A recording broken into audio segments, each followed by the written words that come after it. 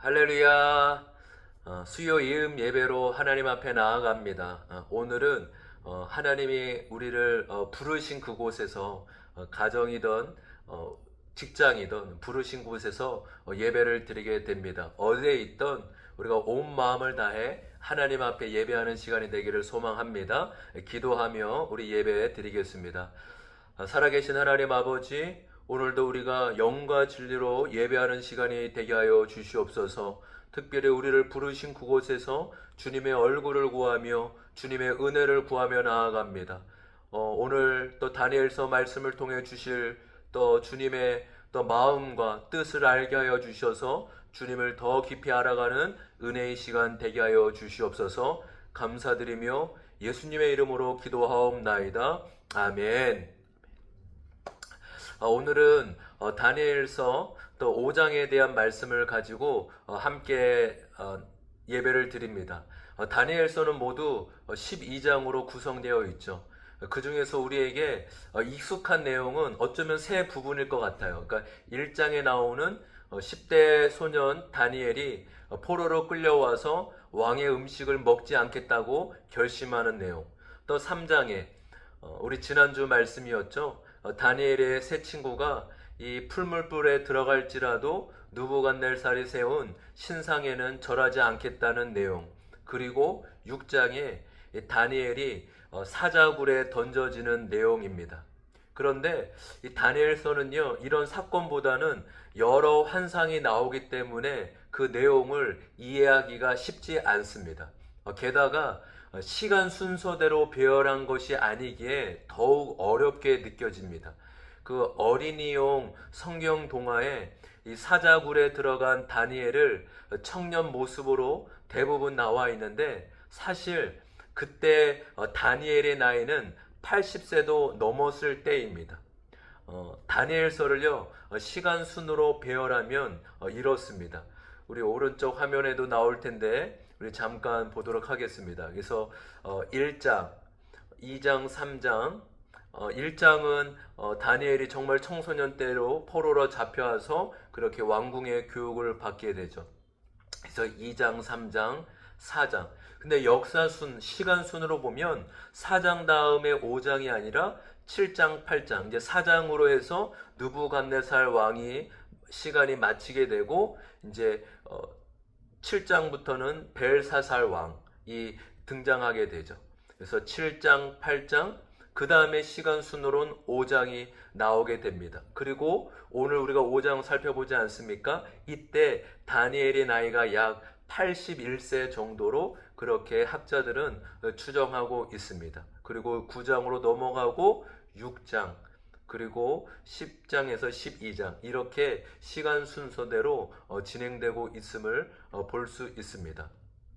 오늘 본문 5장은 이 바벨론 이 벨사살 왕 때에 일어난 일입니다. 7장과 8장도 이 벨사살 왕 때의 일인데, 그때는 왕의 초기 때의 일이고, 오늘 본문은 왕의 통치 마지막 날, 그러니까 바벨론 제국이 망하는 날에 일어난 일입니다.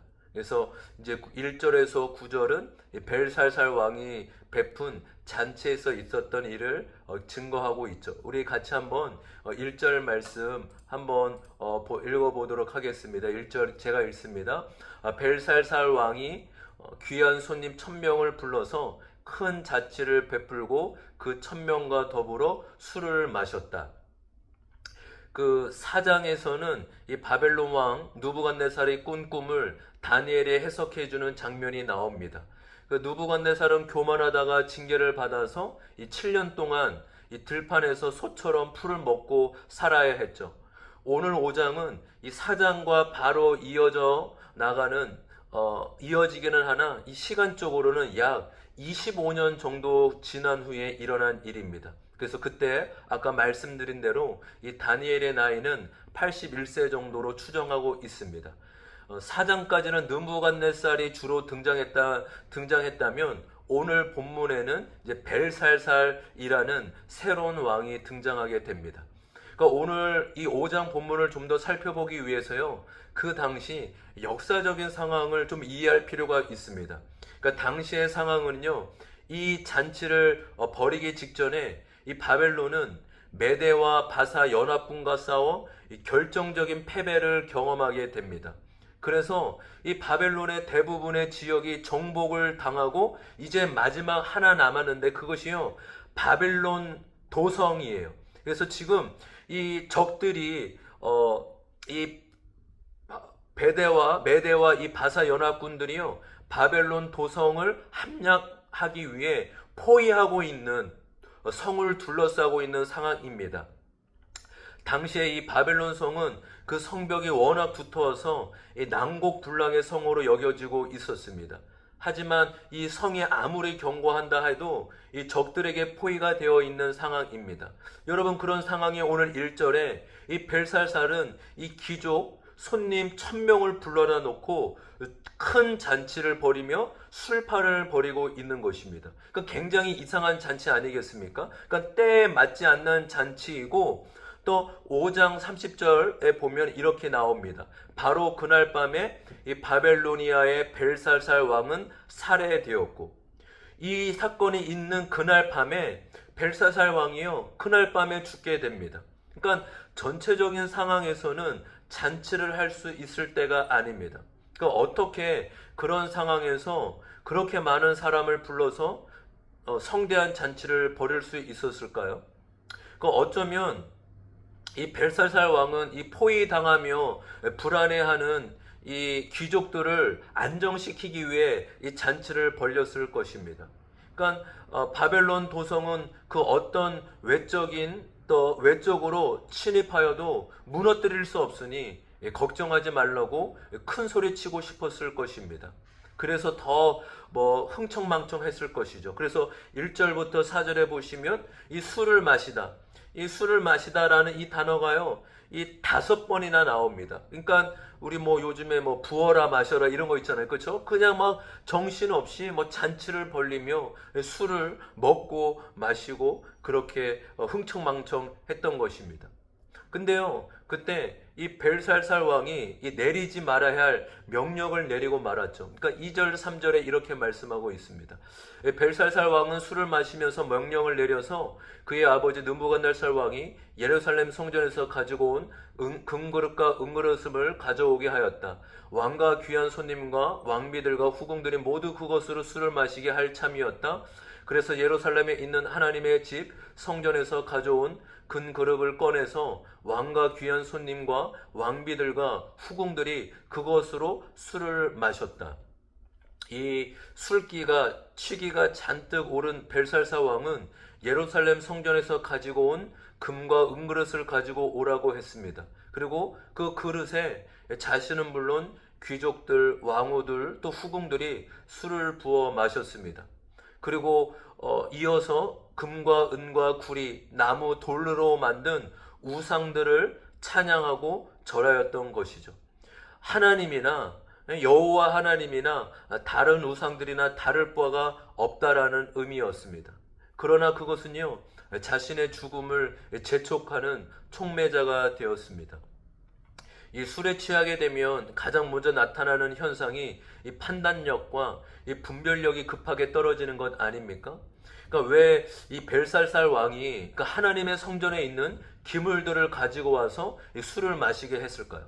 그러니까 우리가 지난 주일에 이 3장 말씀을 살펴보면서 이 느부갓네살이 은혜를 경험하고도 이 거대한 금신상을 만든 이유가 무엇이라고 하였죠? 그러니까 바로 이 교만과 자기 과시였습니다.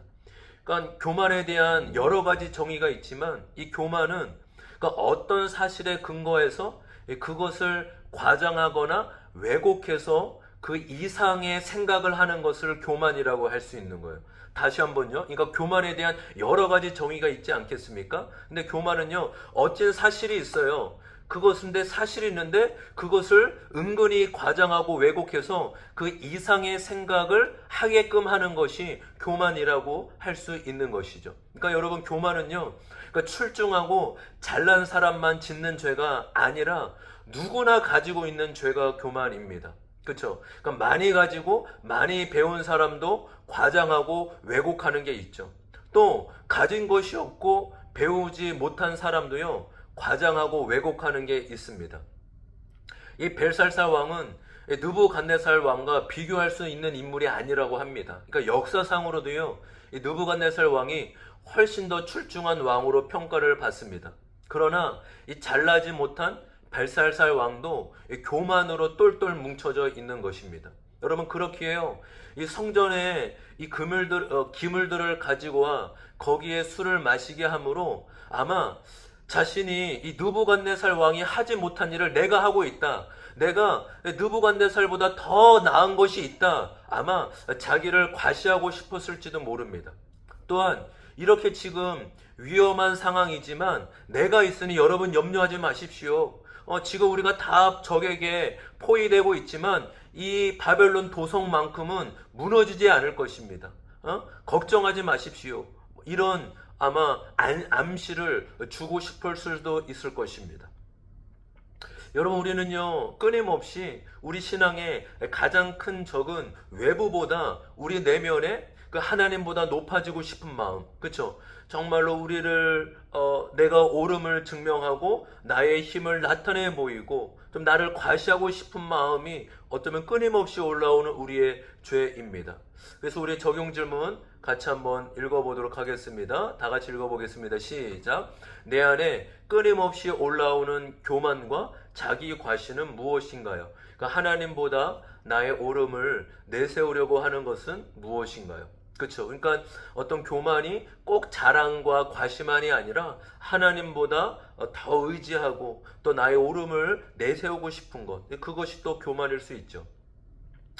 이제 이렇게 이 벨살살 왕이 정말로 하지 말아야 될 그 하나님의 그 거룩한 것들을 가지고 자신의 욕망과 욕심을 채우는데 그렇게 보냈습니다. 그때 어떤 일이 일어납니까? 놀라운, 아주 신기하면서도 놀라운 일이 일어나죠. 이 사람의 손이 나타나서요, 이 석고 벽 위에 글자를 쓰게 되는 것을 보게 됩니다. 그것을 보고 이 벨살살 왕이 깜짝 두려워 놀라게 됩니다. 그 말씀이 오늘 5절 6절에 나와 있죠. 5절 6절입니다. 그런데 바로 그때 갑자기 사람의 손이 나타나더니 촛대 앞에 있는 왕궁 석고 벽 위에다가 글을 쓰기 시작하였다. 왕은 그 손가락이 글을 쓰는 것을 보고 있었다. 그러다가 왕의 얼굴빛이 참백해지더니 공포에 사로잡혀서 넓적다리에 힘을 잃고 무릎을 서로 부딪히며 떨었다. 아멘.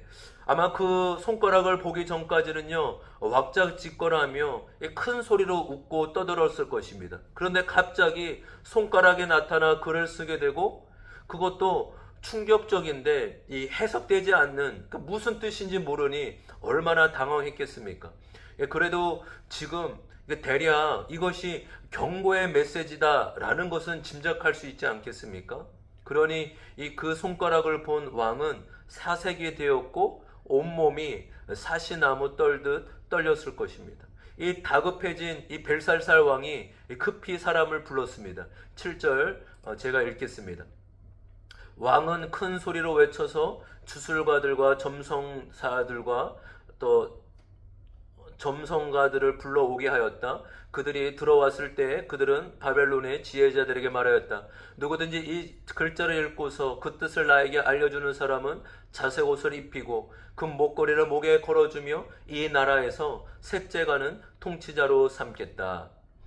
이 벨살살 왕은요, 있는 힘을 다해 큰 소리를 질렀습니다. 그것은 단지 어떤 목소리의 크기만을 말하는 것이 아니라 이 상황의 다급함을 말합니다. 그렇죠? 그리고 그 벽에 써 있는 글을 해석하는 사람에게 세 가지의 상을 내리겠다고 약속하죠. 이 자색옷과 또 금사슬, 금목걸이, 또 셋째 통치자, 통치권이죠. 이 자색옷은요, 왕족들만 입는 옷이고 또 금목걸이는 왕의 목걸이를 의미합니다.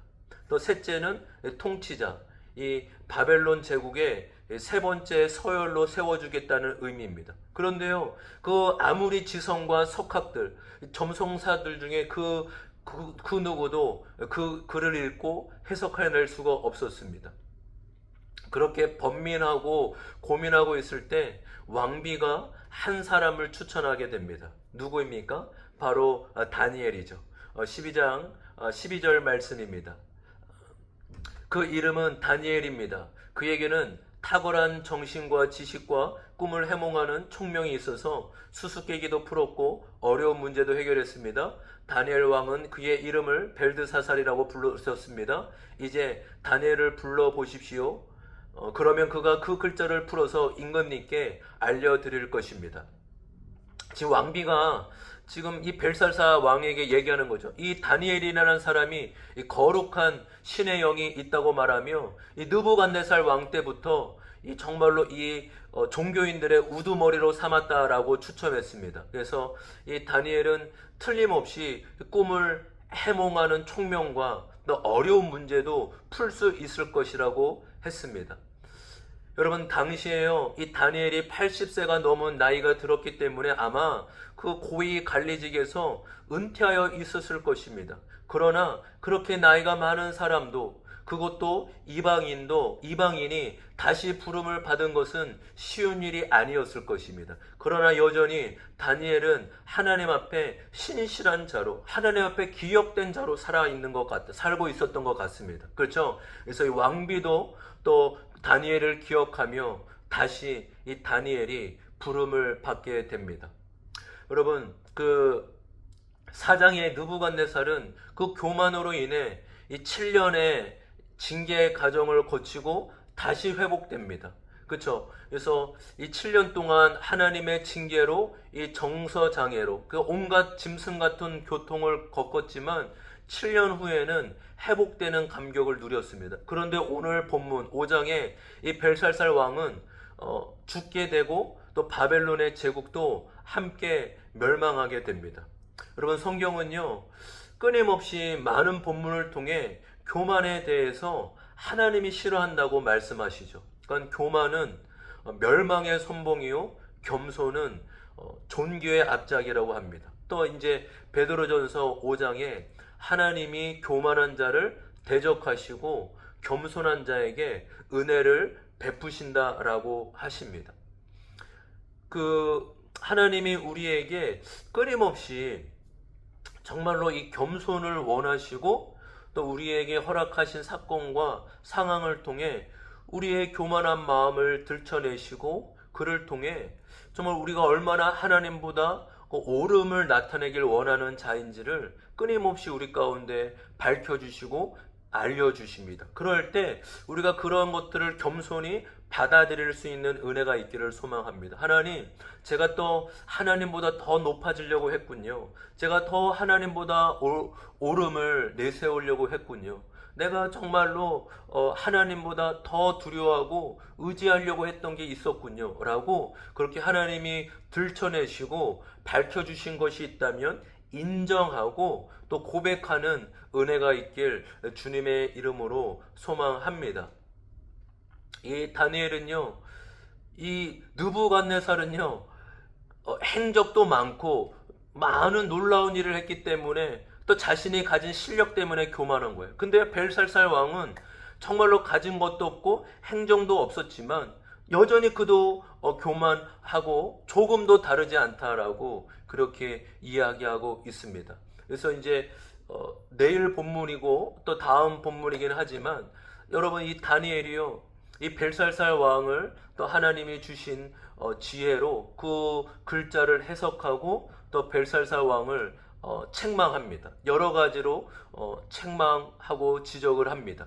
그가 얼마나 큰 권력을 지녔는지 또 얼마나 많은 나라를 정복했는지는 말하고 있지 않아요. 단지 하나님의 평가, 하나님이 바라볼 때 당신을 어떻게 바라보는지에 대해서 이야기를 해줍니다. 여러분, 오늘 이 5장은 우리에게 말해주고 있습니다. 바로 세상에서 아무리 많이 가진 사람도, 또 아무리 큰 힘을 가진 사람도, 또 아무리 많은 지식과 지혜를 가진 사람도 하나님의 평가에서 벗어날 수 없음을, 하나님의 평가가 가장 중요하다라는 것을 우리 가운데 보여주고 있는 것이죠. 이 벨살살 왕은요, 이 다니엘의 해석을 듣고 그렇게 심각하게 듣지 않은 것으로 보입니다. 그날 밤 이 벨살살 왕도 죽을 뿐만 아니라 이 바벨론 제국도요 마지막으로 멸망당하는 날이 되고 말았던 것이죠. 여러분, 역사상 이 바벨론 성은요, 난곡불락으로 여겼습니다. 그 성 안에는요, 10년 동안 먹을 수 있는 식량들이 비축되어 있다라고 합니다. 또 그 바벨론 성은요, 고대 건축물 중에 7대 불가사의의 하나로 불려질 정도라고 합니다. 그러나 그렇게 난공불락으로 여겼던 바벨론 성도 그렇게 함락당하고 말았습니다. 여러분, 우리는 잘 알고 있습니다. 이 요한계시록에 바벨론 제국은 하나님을 경외하지 않고 하나님을 인정하지 않는 세상 나라를 상징하는 것으로 나오게 되죠. 그래서 그 바벨론 제국의 멸망은 곧 세상의 멸망을 의미합니다. 또 그것을 우리의 삶에 적용해 보면 이 바벨론 제국을 축소하면 우리 가정일 수도 있고 우리 자신일 수도 있죠. 그렇죠? 이 벨살살 왕이 하나님을 향해 내밀어야 하는 손을 성전으로 가지고 온 큰 그릇으로 술잔을 만들어 자신의 욕망과 욕심을 채우고 마셨습니다. 이 보이는 세상은 힘이 없고 힘이 있고, 그렇죠? 보이는 세상은 힘이 있고 영원한 것 같지만 그렇지 않습니다. 결국 그것들도 힘을 잃고 사라지게 됩니다. 반면에 보이지 않는 하나님을 위해 산다라는 것은요, 때로는 어리석고 힘이 없어 보이기도 합니다. 그러나 하나님은 영원하신 분이시며 또 그분을 위해 사는 것은 영원히 하나님께 기억이 되고 하나님이 기쁘게 받으십니다. 여러분, 우리의 삶에 하나님이 오르심을 인정할 수 있는 은혜와 믿음이 있기를 소망합니다. 그래서 우리가 말씀과 또 주어진 상황을 통해 하나님, 내가 100% 죄인임을 인정하며 또 교만한 자임을 인정하며 주님의 은혜를 구하며 나아가길 소망합니다. 말씀드린 대로 가진 자도 교만하고 가지지 못한 자도 교만해요. 배운 자도 교만하고요, 배우지 못한 자도 교만합니다. 누구나 우리 안에는 정말로 있는 사실보다 왜곡되고 정말로 더 크게 보려고 하는 그런 확장시키고 싶은 마음이 누구에게나 있기 때문이죠. 그래서 우리가 늘 고백할 수밖에 없어요. 하나님, 제가 가만히 있으면 정말 주님의 은혜보다 더 나를 의지하려고 합니다. 주님의 도우심보다 내 힘을 믿고 살아가려고 합니다. 주님, 저를 불쌍히 여겨주셔서 주님을 인정하고 고백하는 은혜가 있게 하여 주시옵소서. 주님을 붙잡을 수 있는 은혜가 있게 하여 주시옵소서. 그렇게 소망하며 또 하나님을 바라보며 나아가는 은혜가 있기를 소망합니다. 우리 마지막 적용 질문 같이 한번 읽어보겠습니다. 적용 질문입니다. 시작. 내가 붙잡고 의지하였지만 힘을 사라진 것은 무엇이었나요? 나는 지금 무엇을 의지하고 붙들고 있나요? 여러분, 그렇지 않습니까? 우리가 우리의 삶에 때로는 이것이 나를 지켜줄 거야, 때로는 이것이 나를 힘있게 할 거야 라고 붙잡고 의지하는 게 있을 수 있어요. 그렇죠? 어떤 사람은 돈이었고 건강이었고 가족이었고 사람이었고 또 자신이 가진 지식과 실력일 수도 있습니다. 그러나 우리가 하나님의 백성이라면 때로는 하나님이 그것을 무너뜨리고 그것이 얼마나 힘이 없고 또 사라질 수 있는지 또 허락하실 때가 있다라는 거죠. 왜 그렇습니까? 하나님만이, 살아계시며 영원하신 하나님만이 진정한 우리의 소망이시며 힘이심을 알려주시기 위한 것입니다. 그래서 우리가 다시 한번 우리의 삶을 통해 또 하나님이 우리의 진정한 소망이심을 고백하는 은혜가 있길 주님의 이름으로 축원합니다. 아멘. 우리 같이 기도하겠습니다. 살아계신 하나님 아버지, 오늘 우리 다니엘 5장에 이 벨살살 왕의 모습을 통해 또 우리의 모습을 보게 됩니다. 우리는 힘있고 가지고 잘난 자만이 교만하다고 여길 때도 많이 있습니다. 그러나 우리 또한, 나 또한 하나님 정말로 드러내려고 하고 끊임없이 하나님보다 높아지려고 하는 교만함이 계속적으로 내 안에 있음을 주님 고백합니다. 아버지 하나님께서 불쌍히 여겨주셔서 늘 겸손하며 주님을 따를 수 있도록 은혜 베풀어 주시옵소서. 벨살살 왕이 그렇게 바벨론 성을 자랑하고 그 어떤 것도 우리를 공격할 수 없다라고 그렇게 자랑하였지만 결국 그도 죽음을 맞이하고 바벨론이 멸망하고 무너진 것처럼 우리의 삶에 하나님으로부터 오지 않은 모든 것이 무너질 수 있음을 알게 하여 주셔서 하나님을 의지하게 하여 주시고 하나님이 주신 것임을 늘 고백하며 감사할 수 있는 은혜가 있게 하여 주시옵소서. 오늘도 우리가 주님 앞에 마음을 드리며 영원하신 하나님, 우리의 유일한 소망하신 하나님께만 나아가오니 우리의 삶을 기쁘게 받아주시고 또 우리의 마음을 주님께만 올려드리는 은혜가 있게 하여 주시옵소서. 그렇게 역사하시고 함께 하실 주님께 감사드리며 예수님의 이름으로 기도하옵나이다. 아멘.